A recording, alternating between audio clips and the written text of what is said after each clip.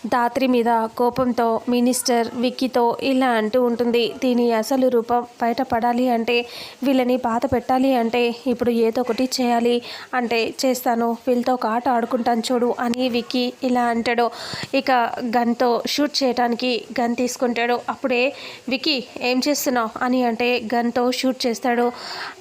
ఆడుకుంటున్నాను అని చెప్పడంతో ఇంకా సాధు సార్ ఇలా అంటాడు. అది ఆడుకోవటానికి ఆట వస్తువు కాదు, దాన్ని పెట్టు అని అంటే లేదు నేను దీంతోనే ఆడుకుంటాను అని అంటాడు.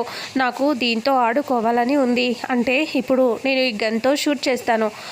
ఈ గన్ని నేను ఎవరి దగ్గర అయితే ఆపుతానో వాళ్ళు గన్ని పట్టుకొని అంటే నేను షూట్ చేయకముందే పరిగెట్టాలి. ఎక్కడైతే ఆగిపోతారో అక్కడ నేను షూట్ చేస్తాను, ఓకేనా అని అంటూ గన్ని సుధాకర్ వైపు తిప్పి ఇంకా షూట్ చేయడానికి ఇలా గన్ని గురి పెడతాడు. అప్పుడే సుధాకర్ ఒక్కసారిగా షాక్ అయిపోయి చూస్తూ ఉంటాడు. పరిగెట్టు పరిగెట్టు అని అంటాడు.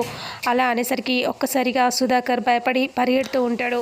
సుధాకర్ పరిగెడుతూ ఉంటే అందరూ కూడా షాకింగ్గా చూస్తూ ఉంటారు. ధాత్రికి కోపం వచ్చేస్తుంది. అప్పటికీ కేదార్ నన్ను షూట్ చేయని చెప్పినా వినకుండా సుధాకర్ వెంట పడతాడు. అలా వెంట పడ్డప్పుడు ధాత్రికి మండిపోతూ ఉంటుంది. బాబాయ్ బాబాయ్ అని చెప్పి కౌశికి అరుస్తూ ఉంటుంది. ఇక వైజయంతి కూడా అబ్బో అని చెప్పి ఏడుస్తూ భయపడుతూ చూస్తూ ఉంటుంది. అలాగే యువరాజ్ అందరూ కూడా కంగారు పడుతూ చూస్తూ ఉంటారు. విక్కీ ఏమో సుధాకర్ వెంట పట్టడంతో సుధాకర్ చాలా దూరం పరిగెట్టి ఇంకా తనకి గుండె నొప్పి వచ్చేస్తుంది. ఆయాసం అయిపోయి ఇలా గుండెని పట్టుకొని అక్కడే ఆగిపోతాడు.